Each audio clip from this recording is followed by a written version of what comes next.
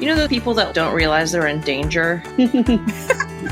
You know, there was a lady that had a horse that he seemed okay. He was cute. He looked like he was maybe a cart horse of some type at some point in his life, but just like that kind of build. And she's like, well, you know, we've gone beginner novice. And then he would just see the jump, charge at the jump, and then duck out at the last second. Oh my God. I was like, that's the worst of both worlds right there. But she was just, it's all right. It's okay. We're okay. We're okay. And I was like, man, she doesn't realize how not nice her horse is. No, people will pay a lot of money for those things. I always chuckle at that because every single cross I've had is, I swear, they're weirder than any thoroughbred I've ever owned. And people pay double the money. They're like, they want to come see them. And I'm like, you're going to die. You will die. Oh, no, I can ride it. Okay. Yep. All Great. right. Yep. Whatever. Well, we're excited to have you back on again. Happy New Year, everyone. And welcome back to OTTB on Tap. This is episode 8. I'm Neve. And I'm Emily. And in this episode, we will be talking again with Jessica Redman from Benchmark Sporthorses in an episode titled OTTB Assessment and First Rides, the Benchmark Sporthorses Way. And just a reminder, Jessica, can you just tell our listeners where you are, where you're located, and how they can reach you? Sure. We are in Camden, Delaware. We have a website, www.benchmarksporthorses.com, and we're on Facebook, Benchmark Sporthorses. Awesome. So we just kind of want to go through the viewpoint of your operation and how you get horses in and start to assess them and how you get to your first ride. It's sort of an overview of all that. So we're going to break it down into little pieces. So starting off, are there any sort of generalizations or expectations that you'll make before the horse arrives at your farm, either based on their race history or bloodlines, or maybe the trainer that they were with at the track, or maybe the track that they were at? Honestly, no. I can't really say that I formulate much of an opinion about how I'll start the process before I meet the horse. You know, I like to think that maybe I have an idea of what I'm getting based on breeding and where they came from and those sort of things. But I kind of always say that you're not exactly sure what's going to show up until it shows up. And so then once they show up, then I kind of start to feel them out and figure out, you know, where we're going to go from there. Were there any times that you maybe thought a certain thing about a horse or a track or its race history and you were kind of wrong about what you had thought about before the horse arrived? Yeah. I find war horses fascinating. So like I bought a horse and I want to say he had run like 90 times, you know, so you sort of, you're like, wow, what is this going to be? You know, and I got him just because he was coming from a friend and he came from Louisiana and he was one of those horses that had just been around the block, run everywhere. And, you know, in my mind, I was thinking, oh, you know, he might be body sore. He might be kind of upside down.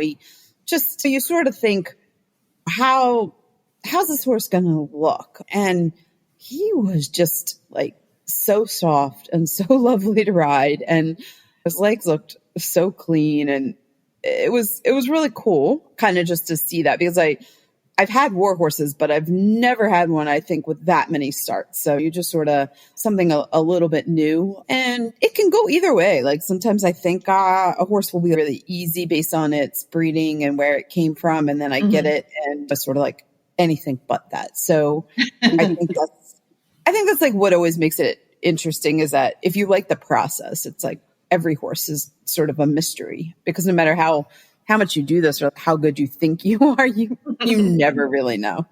Yeah, absolutely. I think that's interesting. I had a war horse that I bought as a personal horse and thought, oh, she's been with one owner her entire career. She's going to be so easy. She's going to be so broke. And she couldn't even steer. It was so funny. It like was the opposite of everything that you always think of about a war horse. Yeah. Like we spent months in the round pen because I would get her in the ring and she'd just be like, no, we're going over here. She'd be like, how did you race over 50 times? Like, I don't know how this happened. I felt like She presented like she'd be softer to ride. Yeah. I always feel like that is one of the biggest unknowns for me. It's like I'll look at their conformation and think, oh, they're going to be pretty nice in the bridle. And sometimes it's like, wow, I couldn't have been any more wrong about that. Yeah. And I've had horses that legit do not turn right, which I know people would not maybe think about that, but I've probably had at least 5 that I can think of that actually couldn't figure out how to go right. And it's the most bizarre thing I've ever seen, and probably something that I think most people probably just don't encounter. But like, these horses had an actual mental block about going right. They didn't believe that they could go right. Wow. And it took a ground person helping the rider to get them to go to the right. So yeah, kind of odd. That was strange, because I never would have predicted that. And did a light bulb go on for the horse when you had the ground person that suddenly it was like, oh, this is okay? Or was it a struggle? I will say, like, the one that comes, that I think about the most was this horse. He had probably run like 35 times, and we went out into the field thinking that would help versus trying it in the riding ring. Like, maybe he was just sort of confused about the riding ring, but he got it a little bit better in the field. I would say it took about 4 rides to get him actually understanding the right, with a combination of lunging and riding. And to the point he would just stop, and he just no movement. Like, you couldn't go anywhere. He just was like, you'd be going left and you'd try to turn right, and he just was like 3 steps and no. And it wasn't even like he was being naughty.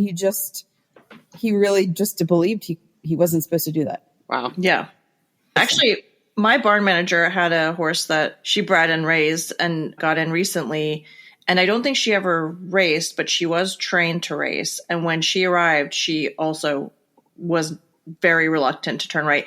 In fact, she wouldn't even turn her head or her neck. And she ended up doing like a ton of groundwork with her just to unlock. She was stuck, like even on the cross ties or something. You'd be on that side of her, and there was nothing physically wrong with her. And she's like, maybe this was why she, didn't successfully work out at the track, or it's strange that they didn't notice that about her. But maybe there's a training technique that they're using that is happening. Like, I actually reached out to his trainer because I know her fairly well. And I said, this horse is really odd. Like, I can't get him to turn right. And she was like, what? I mean, I'm like telling her this, and she's like thinking I'm like a crazy person. And I showed her some video, and she was like, wow, now that is strange. I'm like, yeah, it's really strange. Yeah, that's really interesting. But he did figure it out and came through it, so I don't know.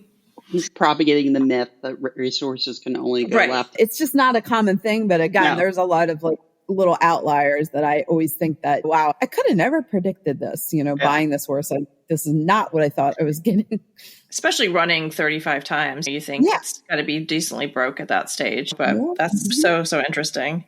Can you discuss your process for when the horse first arrives at your farm? So are there any kind of cues that you look for to see if the horse is ready to go into work, in terms of like being ridden, being listed on your website, or maybe it's a horse that might take a little bit of time or might not even fit into your program ultimately? So when a horse comes in, our initial assessment really starts just to begin when we do like our cleanup process. Our cleanup process is kind of like our first step here. We pull the manes, clip them up, clip the feathers, clip their face, bang the tails, all that stuff. This time of year, we pretty well clip most of the horses that are coming in. And I feel like that's just kind of giving me an assessment to start out. How confident is this horse in the barn? How are they to work around? Just general mannerisms. I think that already kind of tells you a lot, because from that process, I can kind of tell, is this horse nervous? Are they worried about being around their friends? Do they seem just quiet and relaxed? It's sort of just your first initial sort of assessment. And then like, how are they in the stall? So, that's sort of my next thing is like, we've probably brought them in, put them in the barn, and then done a little bit of turnout. And I'm kind of just watching, are they relaxed? Are they eating? Just kind of like general, is everything, does the horse look okay? Some horses relax when they're in work. So I don't put much thought into whether I'm going to start working or I'm not going to start working.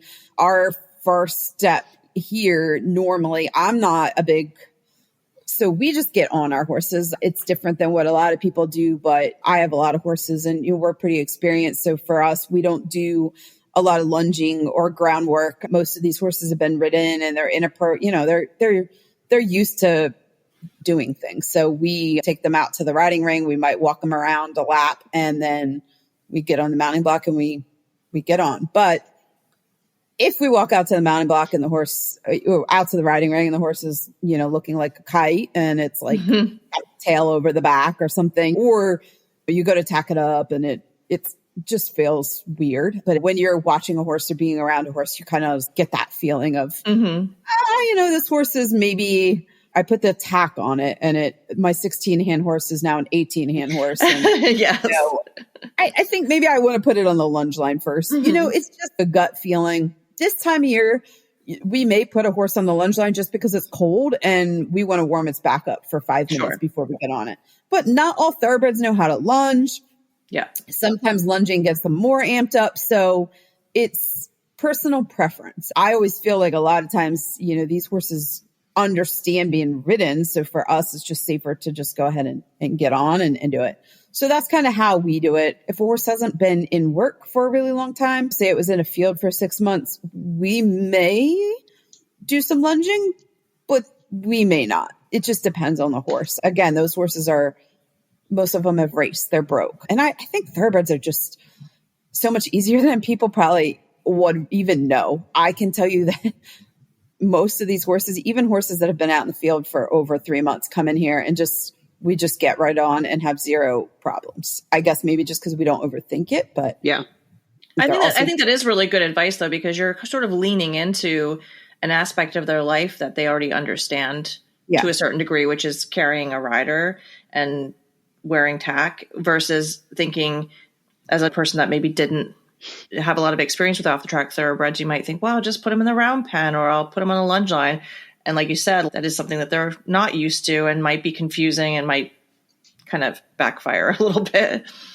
Yeah, a lot of people like to watch free videos of, horses coming in off the track. And I always chuckle to myself because free videos are free time, right? So you put your horse out in the free area or your round pen or whatever. And, that horse is gonna look a little wild. I mean, it's gonna buck and carry on and do all these things. And I sometimes feel like that would be more intimidating for me to like watch that horse do all that stuff because they rarely do any of that when you're on them. So I guess it's like your assessment. I kind of have gotten a kick out of sometimes people will say on my free video, oh, those horses look really hot. That horse looks wild, and it's not at all to ride. But when it's loose, it's loose. It's being a horse. I mean, my horse he's absolutely, nobody would get on him if they ever saw him just like in the free area. He's crazy. But again, where do you feel most comfortable? And I think that's a different answer for everybody. But for us, it's just like, let's just get on. That's how we do it. Yeah. Well, this sort of leads into another question that we had for you. So obviously you're using the fact that they're used to being ridden as a safe place essentially for the horse. Are you doing anything that they might be used to at the track in terms of that, like using a chain or any other things that they might be used to in terms of having someone lead them and things like that? So we do not use chain shanks actually at all really on my farm unless I need it for, I don't know, holding a horse for the ferry or something like that. It's very rare. So when we tack a horse up to go out for its first time, we actually just use like a normal lead rope. And some of my reasonings for that is I don't like chain shanks when I'm going to put a rider up because if anything goes wrong, then a horse has a chain on its nose and sometimes things can go wrong. I'm also not a person that likes to use a lunge line when we're putting a rider up for the first time because sometimes horses do panic and get loose and you really don't want a lunge line trailing behind them. So, but people do that all the time. You'll see people, their grounds person have them on a lunge line. And unless I know that horse and I'm like purposely going to lunge somebody on the horse and I know that they can be mounted, I don't like to use a lunge line because horses, They have moments, and we've had it happen sometimes that you'll go to get up on the mounting block and the horse just has a kind of a panic moment and they get away from you. And it's just much safer to have a lead rope versus a lunge line or a chain shank or something like that. So I do not do like a halter over the bridle. I just attach my lead rope to the bit, just because there's plenty of times when I actually just want to go ahead and let go of the horse and let the person trot away from me. So I don't want to be fighting with that horse to get a halter off of it. I just want to be able to be like, okay, here you go for a trot. And most of the time when you see horses getting ridden at the track or getting riders legged up, it's in the shed row, in the stall. They have a regular lead rope on, or they don't even have a lead rope. But I normally always have a lead rope because I don't want to put any direct pressure downward or upward on the bit. So if I have a lead rope, then I'm sort of a little bit away from that horse's head. I want to be a little further away from the horse's head. And also, like, the lead rope just gives you the ability to turn the horse in the direction. You had some questions about what are your steps, and those are like first kind of steps is like just going up the mounting block and having your grounds person really understand the positioning of the horse. A good grounds person is really critical in understanding how to hold the horse, how to turn the horse, what to do if things go wrong, because sometimes the horse is just not used to the mounting block. So they might be perfectly fine to get on, but just the sound of you walking up the mounting block is very intimidating, and they will kind of spin around. You really want to kind of keep the horse's haunches out and the shoulders inside the circle. So I always have my rider stand, or my ground person, I almost want them like at the shoulder of the horse so that if they turn the horse, they're not standing in front of the horse, they're not restraining the horse. And we're real particular about making sure that you're always allowing the horse to go forward. I don't want the horse to feel like it's restricted in any way. So like, we do not emphasize standing perfectly still. To me, it's very critical that you don't do that, actually, because these horses are normally used to be mounted on the walk. And so more things can go wrong if you get after them and you have to stand perfect. Later down the road, I think that's fine. But in the beginning, we're just trying to get them relaxed, and forward is kind of the happy place. So and I think having the ground person by their shoulder mimics what they're used to being led in and out of the paddock. That's, if you ever watch videos of races, the trainers are always kind of got their elbow near the shoulder, and it's a loose rein, and they let the horse kind of find the end of it if they need to, but there's not a lot of, like you said, downward pressure or pressure on the horse, but the person's right there if they need to react or redirect the horse in some way. Yeah. And then like for us, you get a lot of feel for a horse when you walk up the mounting block and you stand next to it. So normally we will walk up, the rider is going to pick up the reins before they even really kind of like start to put their foot in, and they're just going to like touch the horse sort of a little bit on the saddle, maybe just a little bit on the neck. And that's a little bit of like your gauge. And we're always making sure, and I know I'm so weird, but it's like, is the horse paying attention? Is the horse checked in on what we're doing? Like when I'm on the ground or that grounds person, I'm watching to see, is that horse frozen? Freezing is bad. Freezing's really bad. Is the horse chewing? Is it looking at me? Is it thinking? Can I tell that it understands what is about to happen? If it looks like it's holding its breath, if it looks like the back went up, if anything feels wrong, looks wrong, abort mission. You have to be in that moment. Take it very seriously. I've been more hurt getting on horses than anything. And I think my riders would say the same thing. It is the most dangerous part of what we do, is that getting on, and people just do not take it seriously. I see way too many people that do not have a grounds person. And, it's just really, I think that's like my biggest thing. I've been doing this forever. I never get on a horse for the first time without having a grounds person, because no matter where that horse came from, whether I know the people, I just feel like it's safety. You want that to go good, because if that goes bad, then that just sets the tone for everything that's going to come in. So when the person puts their foot in, then that's your next step. Is the horse feeling okay? Does the rider feel anything weird? Sometimes if the horse feel a little like, I'm not sure, they're like just walking away.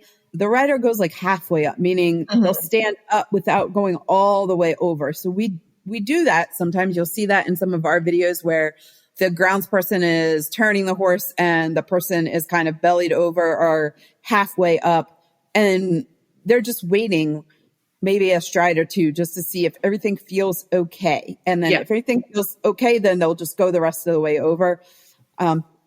Sometimes we have horses that we can't get on from the mounting block, but they're okay with us giving a leg. And we'll do that until we can get them used to the mounting block. So it just takes the time that it takes. But there's been, I'd say probably, I've maybe had a total like 10 horses that we just couldn't ever get on. And for whatever reason, they just gave us such a bad feeling. And I just really believe that, horses tell you if you listen. And so for me, there has been a couple that I just, it's like, this isn't worth it. You have to listen to your gut. I think in that second, you are so vulnerable when you are swinging your leg over, and definitely a lot can go wrong. Like you said, we rarely had any problems, but when you do have a problem, it's usually a pretty bad. It's usually a big one. Yeah. And it's quick and it happens in a split second. Yeah. But most of them, they're best, I feel like, if they seem okay, like you said, just get on them. You have to be able to make that distinction, because the longer you're kind of hemming and hawing about it, the more gives the horse time to think about it, and maybe they're fine. Right. But it's and sometimes like we're pretty good about making sure we have like some treats in our pocket, peppermints, this or that, because sometimes they just don't stand real still, but it doesn't mean that they're doing anything wrong. It's just you kind of have to be quick, but you have to make that assessment: is this horse going to be okay if I go up and just get on, or should I just work with this horse a little bit more before deciding to get on? So that experience kind of tells you, I guess. Yeah. And just a little reference maybe for listeners that don't have the background of what happens at the track. The horses are never asked to stand still or be mounted from someone climbing up onto a mounting block and then getting on them while the horse stands still. They're given a leg up. Yeah. They're moving. So it's just something that they're not used to. And for whatever reason, horses sometimes get really spooked by someone standing over them. Yeah. And they just panic. So I think it's a primal thing, really, sure. Like you're a lion or something. Yeah. And it's just normally one of those things too. You can work through it. It just takes a little bit of a time. And for me, if I know that it's just not going to okay, we need to get this first ride done and this horse is worried about the mounting block, then we'll normally go to a leg up and then spend some more time doing the mounting block another time. And then there's some horses that I just had a mare that was lovely and she was fine when you put your foot in, but she was just really worried about just what you said, like that initial going up the block when you look bigger than her. She was always like, oh God, and then you just spend a minute just standing on the block and kind of getting her to come around to you. And then she'd stand quietly. But I remember when we started her, the first time we went up the block, she was like, peace out, I'm gone. I want nothing to do with this. So that can happen, but it doesn't mean that she wasn't good to ride. She was. Yeah. You just had to approach her in a certain way. So you kind of just have to figure that out. Do you think also the way that somebody swings their leg over on the first couple of rides is really important in terms of not thumping down on their back, which I know sounds obvious, but I think that a lot of us are adult amateurs that are maybe not the most graceful getting on our horses all of the time. And I think you get a new off the track thoroughbred home. I think I'm cautious in that regard, and that I try to ease myself down onto their back, not just fling myself on like it's a known quantity.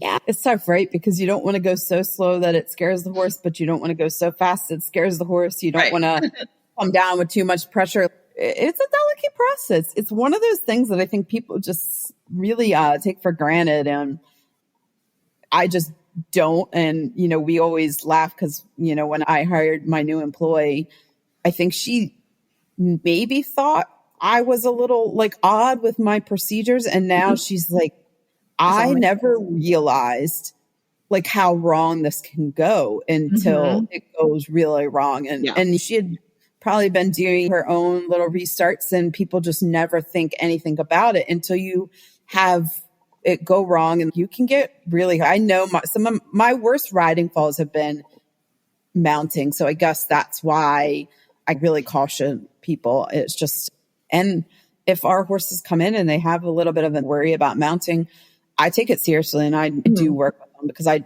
just feel like it's really important to kind of address that. Yeah, particularly if you're going to have other people coming to ride who may or may not be used to doing this. Yeah. It's really... I mean, some of the things I see people do when they come to try our horses, I'm like, no, God, please don't do that. You know, just like standing on the mounting block and the horse is really far away. And so you're like reaching your foot to get on the horse, or standing just kind of in weird positions, like really forward in front of the horse or really far behind the horse. Just things like that where you're very vulnerable. For me, it's always trying to get yourself in the position that if things go wrong, you're easiest to get out of them. I guess for me, that's when I mount a horse, I'm always just thinking, do this in a way that if everything goes bad, I can just get off, find a place to drop down. Don't put your foot all the way far in the stirrup, those kind of things. Right. Yeah. And, or poke the horse with your toe as you're trying to get on. Yeah. Things like that. Maybe. I think the old way of getting on a horse from the ground, you're supposed to like face the tail, put your foot in, twist around, you know, none of that. Let's not be doing any of that. Is there any sort of equipment that you tend to use on your first rides? Like something you always tack the horse up in? I saw your question about running martingales, and that was interesting to me because I wanted to hear what you had to say about it. You know, I've gotten lax in my running martingale use. I always use a breastplate. Just because saddles can slide, horses can it's a first ride. So we have a lot of different saddles and we try to put the saddle on that fits the best. Sometimes the horse lets its air out and your girth can get a little loose. So for me, breastplates are really important. And it's just nice to have something to hold on to as well. Yeah, definitely. And I like normally on a first ride, I'll do just like a D ring or an egg butt. I don't always do loose rings because I think that like they can easily pull through the mouth and the rings can pinch sometimes. And these guys are sensitive and they don't always steer. So I prefer D or an egg butt, but it's just semantics sometimes. And then martingales, I don't know. People get so spun up about martingales and I'm not a huge martingale user for the most part, but I will say when I have needed it and then I didn't have it, I really very angry at myself. I was showing a horse to somebody one time and we had ridden the horse a few times and he was pretty strong, but I didn't think much about it. But I didn't have a running martingale on and that horse took off with me when I was riding it for the customers and I could not pull him up. Could not pull him up. That was so embarrassing. Literally, I was so embarrassed. And if I had a running martingale, I definitely would have been able to pull him up, but he just was able to get his head up just enough that it just took me way longer than it needed to. So for me, a running martingale isn't about being able to like help you get a horse's head down or anything like that. But a running martingale is really good in those little moments that a horse might have a spook and it's scoot and the head goes up. A lot of times you can get that horse back a little bit quicker. It's just a little bit sort of a safety mechanism for me. And it just depends on what you're used to. An in case of emergency item. Well, and also at the track, they're often ridden in yokes. So it's not like it's an unfamiliar piece of equipment. And I think it can sometimes help a little bit with steering. And I had several incidents in a row where one was a horse I'd had in for training for a couple of months, a thoroughbred. And he had never done anything like this. And, you know, it's always like, he's never done anything like this. But I rode him, and then the client got on, and I don't know if I think she picked up the trot, and then suddenly she was cantering. And then suddenly we had a huge ring. Cantering really fast. And then this horse, he was, for fun, I'm not joking, crossing the diagonal and jumping cross rails and things with this poor girl hanging on the side. I think she was even screaming at one point. And finally, I think Neve, you might have we were trying to jump in front of him. We could not. She stayed on somehow. And I think she pulled him up. The other one I jumped in front of because that was going to really go against poorly. And I got back on the horse. He was fine. I think he just knew that he could kind of get away with it with this person. And so then I had terrifyingly a similar incident very close on a different horse with a very experienced rider. And from that point forward, I was like, I'm just going to put running martingales on them just in case. And to be clear, like you said, it wasn't something to force their head down. These were not tight. They were very loosely fitted. But just like in case of emergency, the horse is flinging its head straight up in the air and running off with you. It gives you something there to help pull the horse It's definitely helpful for that. And for me, like, just right now we have one that she'll just spook at stuff here and there. And, in those moments, I'm just like, exactly what you're doing. So it's like a little bit of a guideline to her to just kind of be like, no, that's just not going to work. And then I have this timber horse that thing he's so smart, and he knows if he has his running martingale on, he's like, okay, yeah, fine. Right. But if he doesn't, good luck. So it's a good piece of equipment. I don't use standing martingales because I think that they can feel restrictive on horses. And with a running martingale, if a horse has a moment where they want to rear, they get stuck behind the leg, you can always soften your hands and everything softens. But with a standing martingale, it can definitely be restrictive. And normally when we're doing a first ride, I don't know how this horse is in the contact in its mouth, how it feels about life in general. So sometimes I'm a less is more kind of person. And I don't always put running martingales on even for the first ride, just because I know nothing about this horse. So sometimes I'm more of a minimalist when I'm starting out, and then I add things as I go. So it depends. Yeah. Simple is generally better, especially I think bidding wise. There's no need to go stronger unless you know ahead of time what you're dealing with. And you don't. They're always going to be different. So we did go back and watch that second horse that Emily was talking about. We watched some of his race videos online, and boy, was he strong on the track. Yeah. He was a really cool turf horse, but he definitely knew how to run and how to pull. Yeah. And it's funny. It's more rare to find. I know everybody thinks, thoroughbreds are really forward. I feel like in my experience with as many, like over thousands of horses that I've done, that is way more rare than people would think. Most of them are backed off. They're a little gait sour. They get stuck in the corners. They're behind the leg. Yeah. I do not have many that do that. So that's why for me, it's just like not sort of something I would expect, but you don't know. And different riders can create different reactions. So absolutely. Yeah. What a horse never does when you ride it.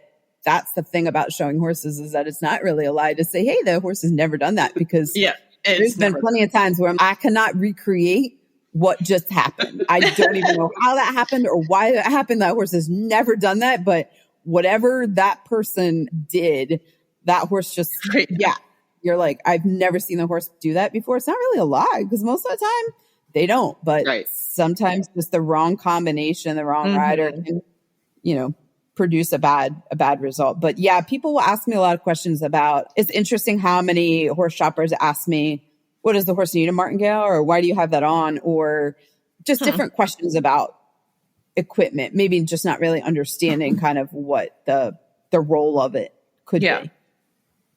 Yeah, absolutely. What do you think constitutes a great first ride? I mean, I'm assuming for the most part, the person gets on, you walk, trot, and canter in both directions and call it a day and say, all right, you have a basic assessment of the horse. What do you think calls it a success for you?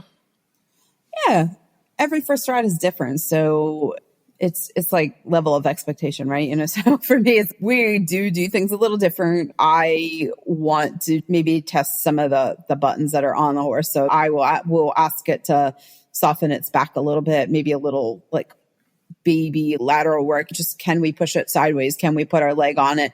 Can we ride it over its back a little bit? Can you get on it? Can you walk, trot, canter it around? How well did it go?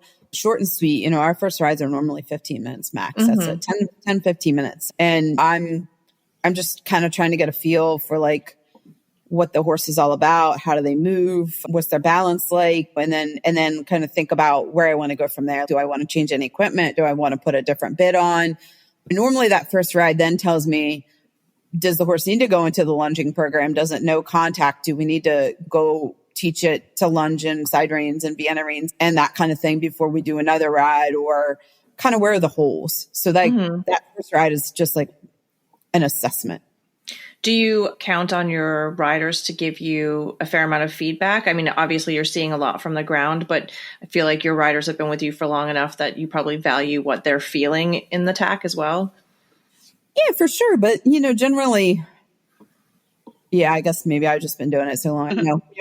We don't even really talk to each other much. Sometimes it'll be like, "Ooh, yeah, this one's gonna need to go in the lunge program," or I'll say, "Okay, we'll try this." Because sometimes when you get on one and you're asking it to maybe be a little bit softer, sometimes you're like, "We'll try it," working it with a little bit more in the contact, or then the horse is like, "Oh my God, don't touch my mouth." So you'll try a little longer rein, or you might try a little more forward. You might try a little more neck bend to get it a little softer in the middle of the neck. So those are the kind of things like we're normally just talking about, but it's kind of easy enough to see how it's going.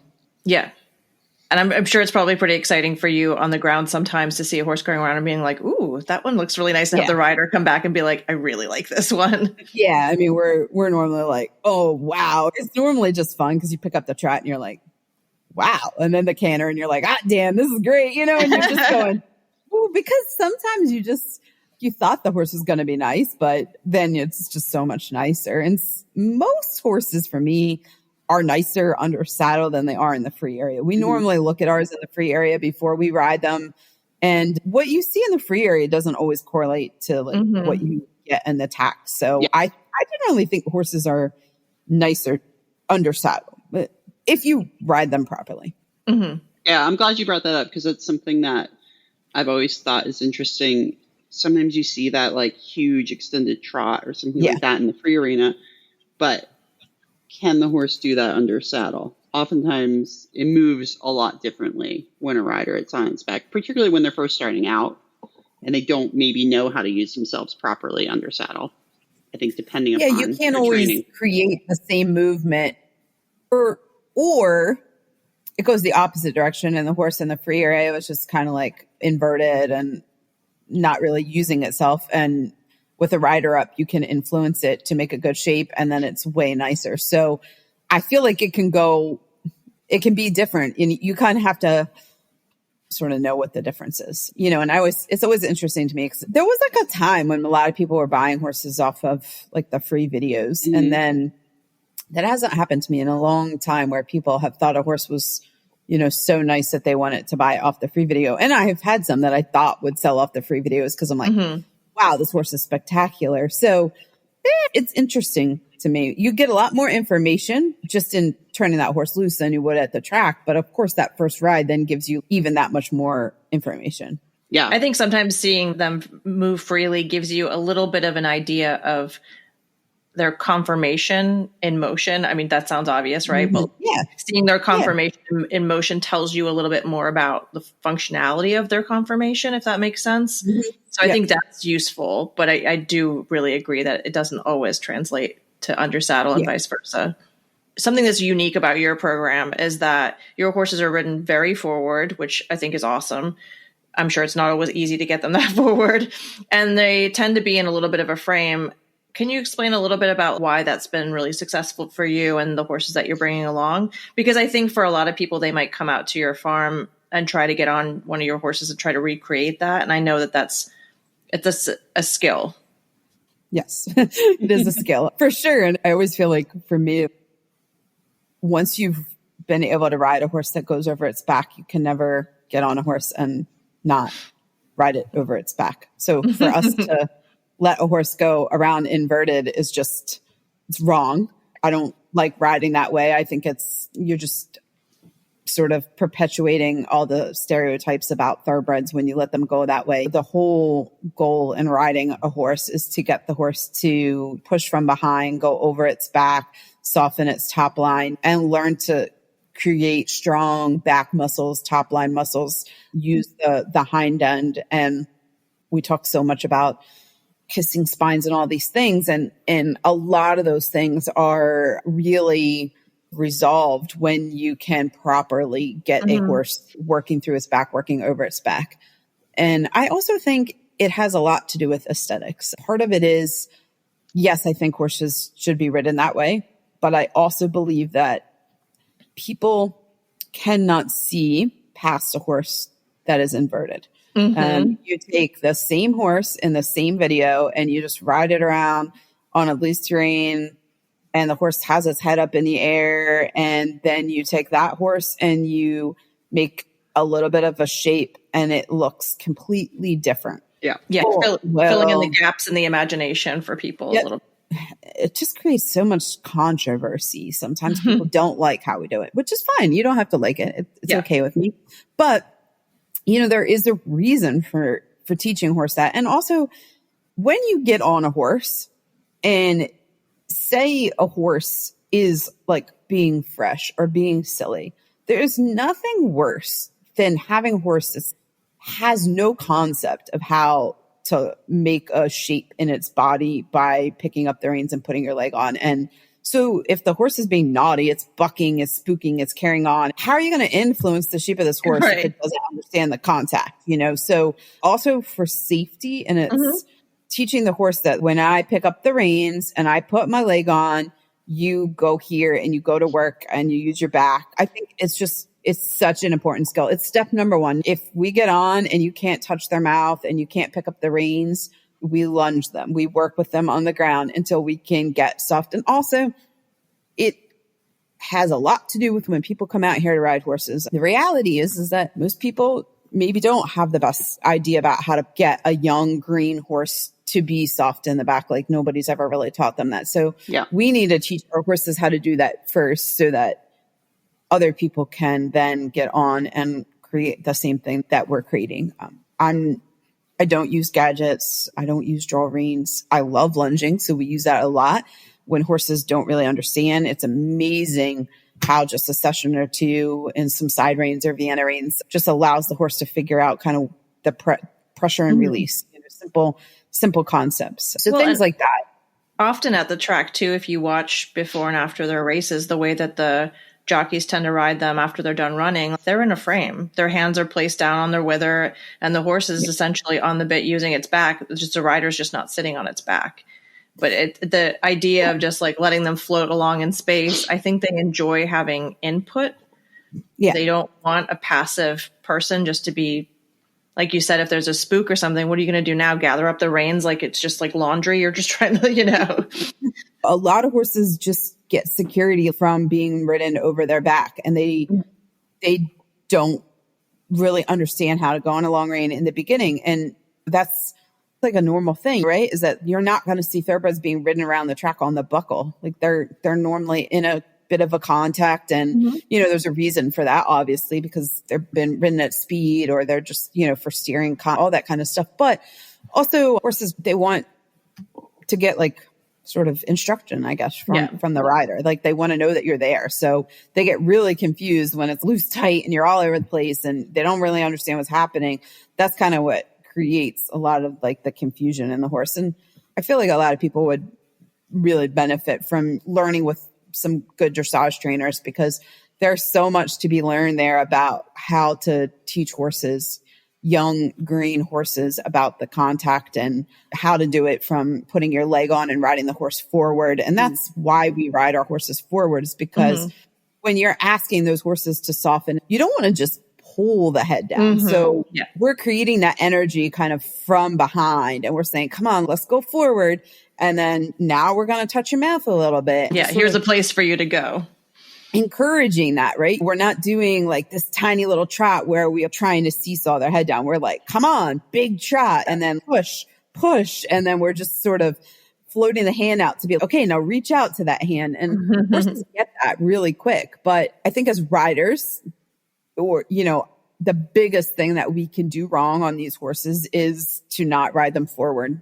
I feel like the cases where I've seen them go the most wrong, horses that have developed issues like with the rearing and spinning and balking, and a lot of times it's just because of the way they're being ridden. Horses at the track are really used to being ridden forward, and jockeys are sort of like oh, you're being silly. Come on, gallop on, gallop on. And sometimes Right. when we get a horse in and it's a little behind the leg and it's maybe being a little nappy, you'll see us doing a pretty forward canter, and it's in my videos and people are probably, whoa, that's like a little forward. Yeah, these horses are green. We're kind of being, hey, get on task. This is your job. Do not stop at that gate. If you I was going to say it's better than them hopping up and down at the gate. yeah, like we're going to maybe use a little stick behind the leg and be like, no, you're not stopping at the gate. You're going to come on forward past that gate and keep on moving. So it's not that you always ride them that way. But again, these are young green horses. They're looking for their rider to be a little bit of the boss, to say, hey, come on, this is the job. This is what we're doing. This is how we're doing it. And to be assertive, not, waiting for things to happen. Like we're just sort of like, okay, this is what you're doing. And so if you have your plan, you're riding to your plan and you're just moving them forward, most of them go great. But if you're like waiting for them to do something, that's when it's going to happen. Right. So just perspective. Yeah. And until you have that forward, like I know you said this, but if you haven't felt a horse actually coming from behind and then coming over its back and into the contact and that like cycle of energy, you cannot create that until you have that forward established, number one. And that can be tough because a lot of these horses don't, they're maybe not used to a rider using their legs in that manner. Right. That can be something that's new for them. So definitely a little bit tricky to teach sometimes. Not always. Like you said, sometimes you get the horse in though and they're like, wow, really nice. We trained this one. Yeah. Yeah. Well, and just to reiterate what you said about using the stick, if you think about how a jockey or an exercise rider is sort of perched on top of the horse, they're using their stick as a lateral aid sometimes, or using it as a reinforcing aid to move forward. And you're not going to see them up there dilly-dallying when the horse gets nappy.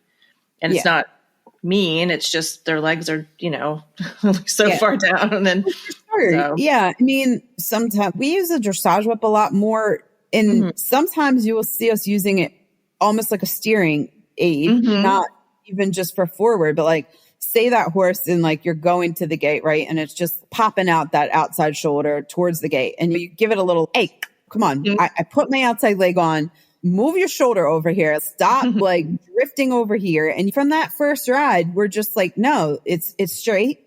It's forward. These are the pieces that matter the most, because again, if you're riding straight and you're riding forward, these horses are kind of built to just naturally go in a good shape, and they will put their heads down on their own if you master the straight and the forward. But you kind of have to pick what you're gonna focus on. So for me, forward is key, and I'm always teaching my riders that, because I think as riders, when things start to go wrong, or you get on a horse and you're like, oh boy, and you just know, right?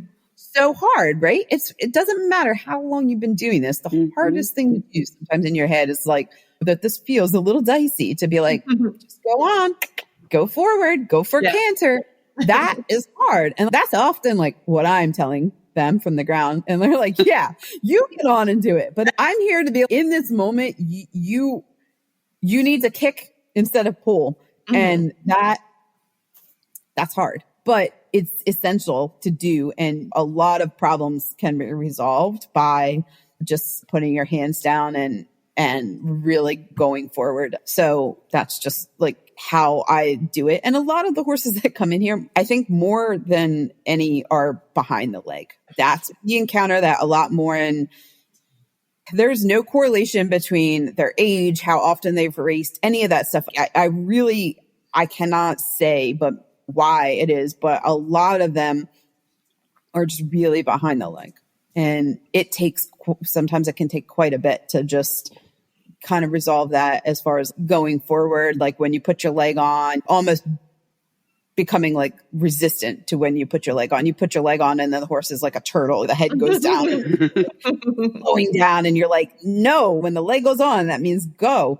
Because they're not used to that. Horses at the track, they often don't even do a lot of trot work. And I think that the trot can be harder for them. So we tend to use the canter a lot more to help the trot. And that's why you do that, because thoroughbreds at the track are more used to cantering. You don't see them like come out and do a lot of like trot work. That's just not common, right? So a lot of times these horses don't even really understand what it is to trot. Like you're saying, well, go forward. They're like, what is that? Like, I just can canter. Like, can I just canter? And you're like, that's good too.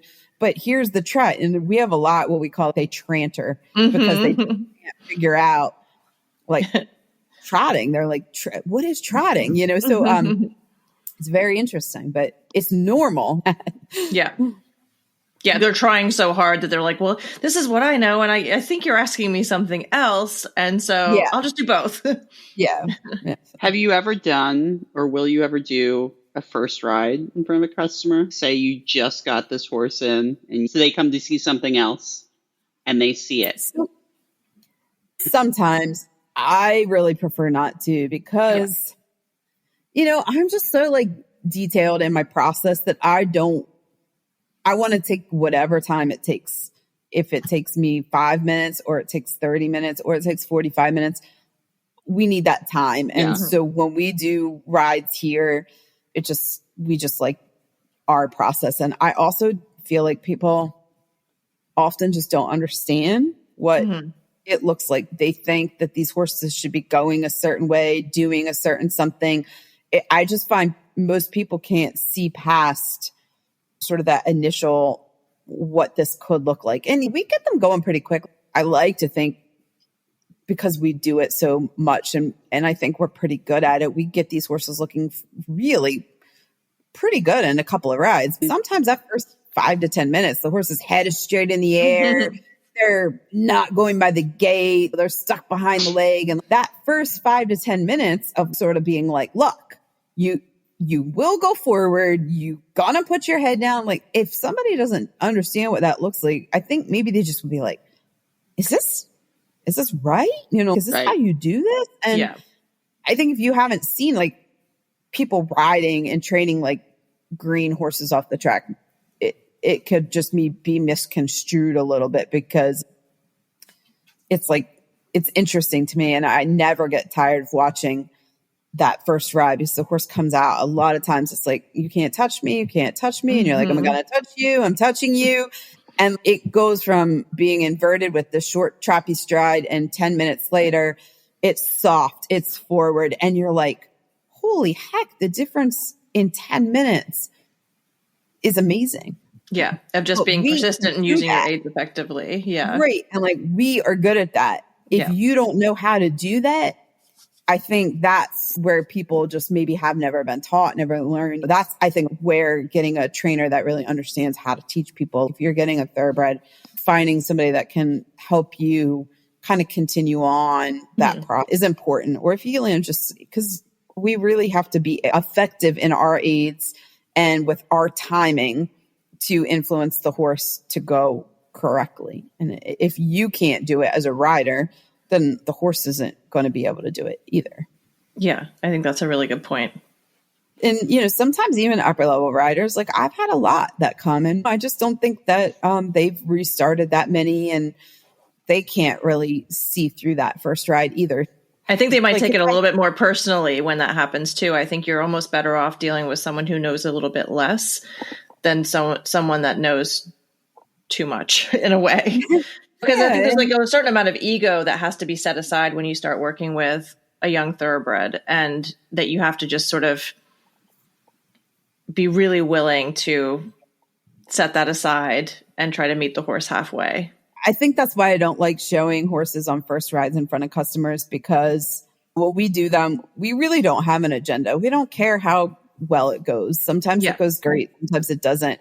And sometimes we sort of abandon our, plan that we thought we had. We're like, oh, we got 20 minutes. We're going to do this first ride. And you're like, joke's on me, and you sort of have to be flexible to be like, well, that didn't go to plan for whatever reason. We went to do one the other day and he was lovely, but he was like riding like a board. He had no softness anywhere in his body. And yes, he's a lovely horse. If I took a video of that horse and I posted it, I just don't feel like people could see what that horse really is going to be like. So for me, I want to present the best version of that horse. It doesn't mean that he wasn't nice on that first ride, but first impressions count. So for me, I really like just a couple lunging sessions and things like that, where we get that horse just to soften up, will make a huge difference. And when people see, they'll be like, oh, wow, he's lovely. If I showed them that first ride, they'd be like, he's just okay. And I could see why they would think that, because like, when I'm watching him, I'm like, okay, I know what he's going to look like. But if I was looking at him now, I probably wouldn't really be that impressed. And sometimes too, when people are here for first rides, they'll be like, oh, well, can you pop them over some poles, or can you pop them over a hospital? And I'm just like, no. Like, you just arrived. Stop it. Yeah. And sometimes I just feel like that's where people go wrong, right? Like, we get greedy. And I'm not saying sometimes with like a horse that's just like whatever, I try to leave that open. Sometimes I've done it, and I had this customer last year where she came and she was a really good rider, super nice. I think she was in college, just a great attitude. And she had maybe ridden like 4 or 5 horses. And I was like, well, we have this other one that just came in. We were going to get on him. And I said, we'll bring him out and we'll get on him. And I remember, because the horse was a really nice horse, but he was like forward thinking, a little bit spicy. And I think Stacy rode him first, and he kind of started out exactly like I said, like flailing all around, not steering, head up in the air, But in these moments, you would get a glimpse of wow. And as Stacy was going, we were all just like, holy smokes. He went from to holy shit, this horse is unbelievable.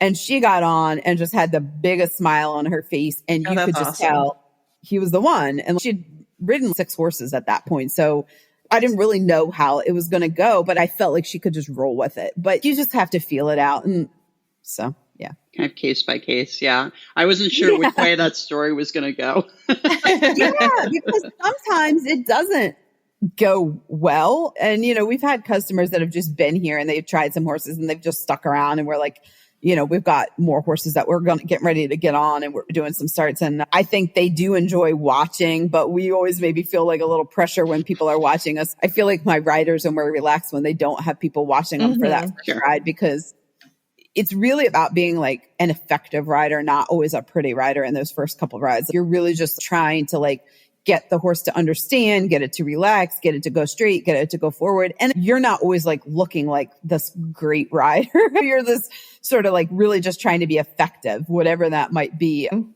so it's interesting because some people will be like, wow, unbelievable to see that first rider. Like, wow, that didn't go well. And well, yeah, sometimes it just doesn't.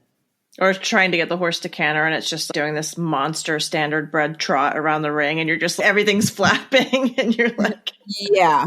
It doesn't look that cute, but I got to get it into the canter somehow. Yeah, and sometimes we have had horses that require groundsperson to get them to go forward. I was going to ask you that earlier, if you ever did that.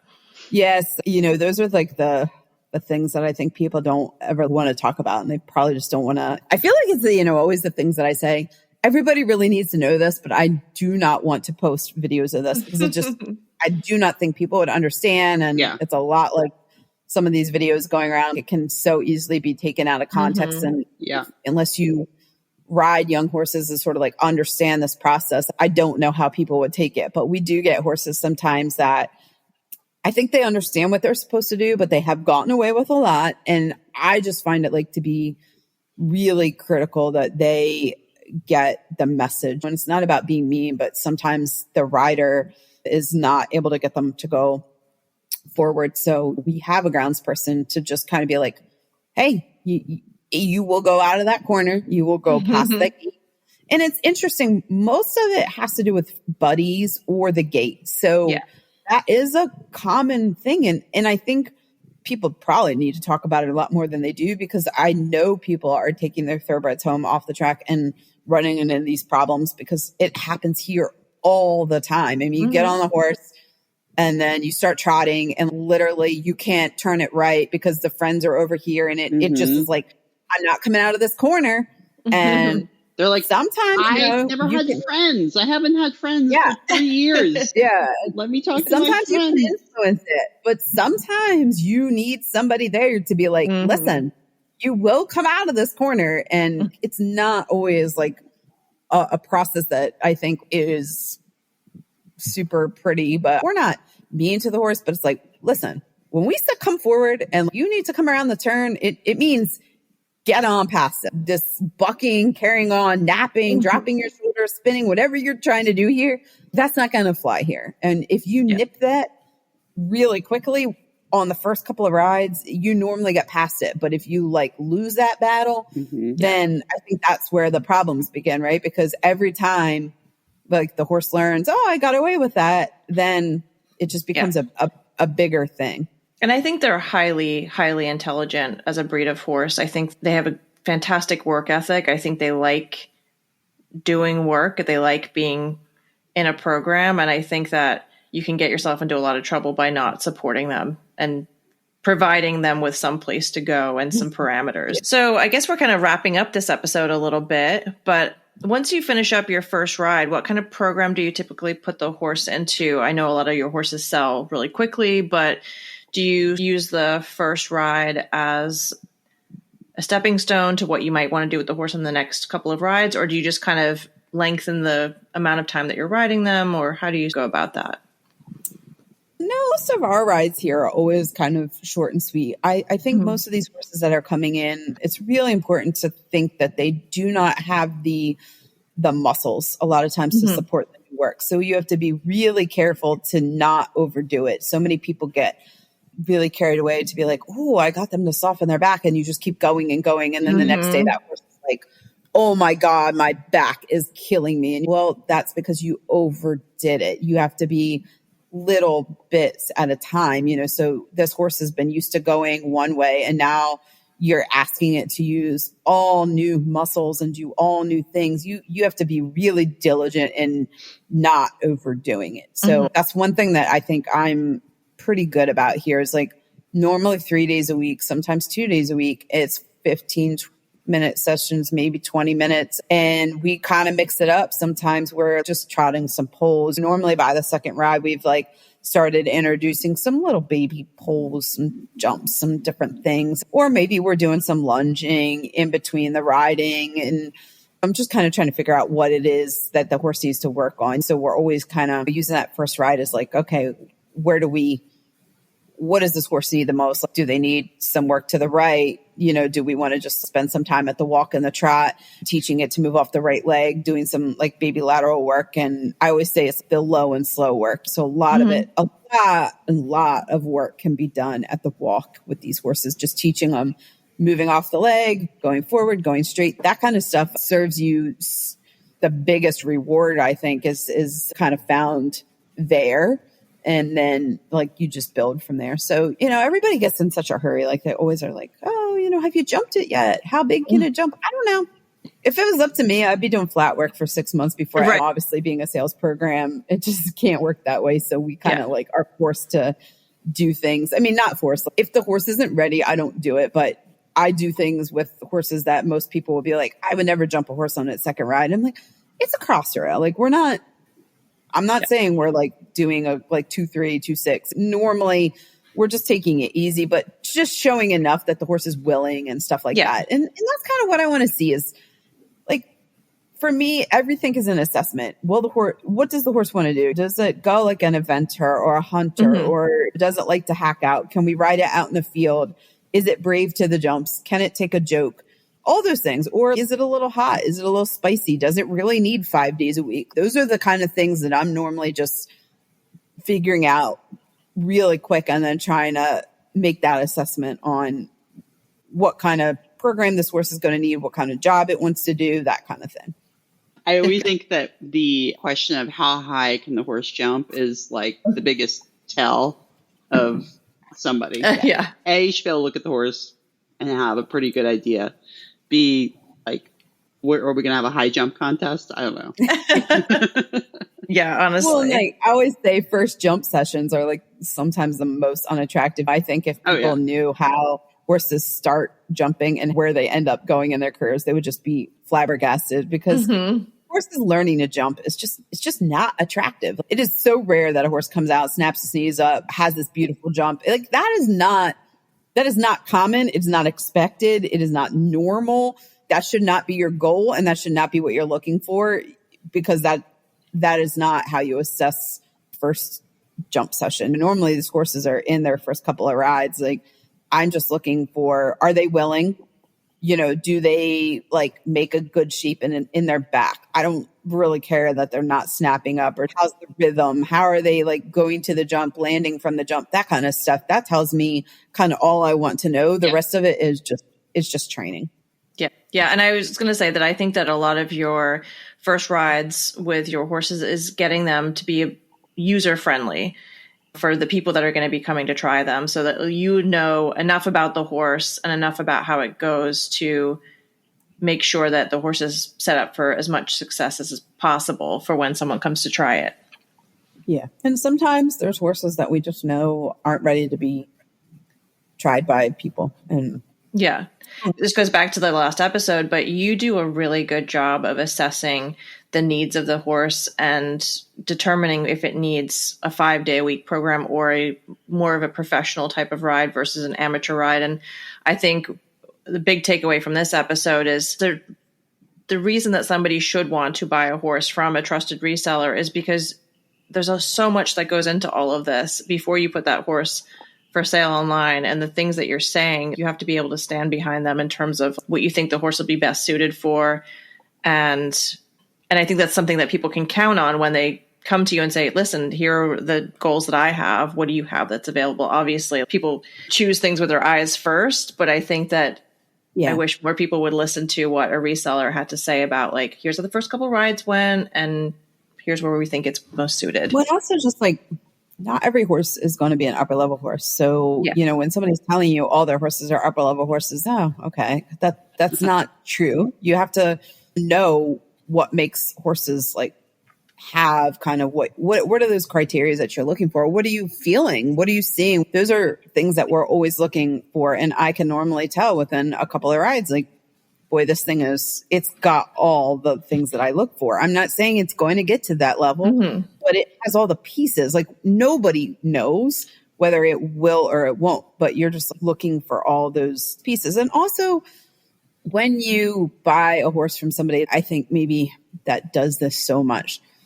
This is all we do. We sit on so many horses. We can tell you so quickly, this horse is really easy to put in the bridle. You can just get on, put your leg on, pick the reins up, and boy, it just makes this lovely shape, and it's so soft. And people just don't appreciate what we're trying to say to you, which is anybody could get on and do this. And you're like, anybody, not just us, but anybody. Or we'll say, hey, this horse is like a little stiff to the left, or it's a little stiff to the right. We are able to assess that so quickly because we're doing this every day on so many different horses. So we can really pinpoint exactly what this horse is, what it needs, what you're going to need to be able to do.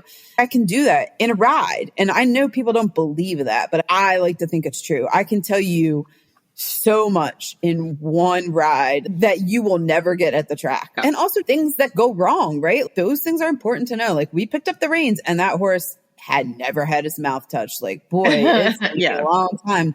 Or, the horse is hotter than hot. It just flies around out of control. Or the horse is super spooky. A lot of these things you can't really tell until you get started, right? Or we went to pick up the canter and this horse just has a really horrible balance in the canter and was super obvious that it's just going to take forever. Whatever. All these things are just things that we can see on ride one. For me, I'm seeing all these things. I'm just kind of going down the boxes of what kind of rider, what kind of job, all these things. And also, can people come and sit on this horse? Would I feel comfortable somebody coming? Because we say that, right? A lot in our ads. People say, well, you say everything is amateur friendly. No, I don't say that. But if I tell you that I think anybody could ride this horse, I really mean, I do believe that. And the horse is demonstrated. It just tells me that it is that kind of horse that you could ride it on the buckle, drink a beer, and it would be fine.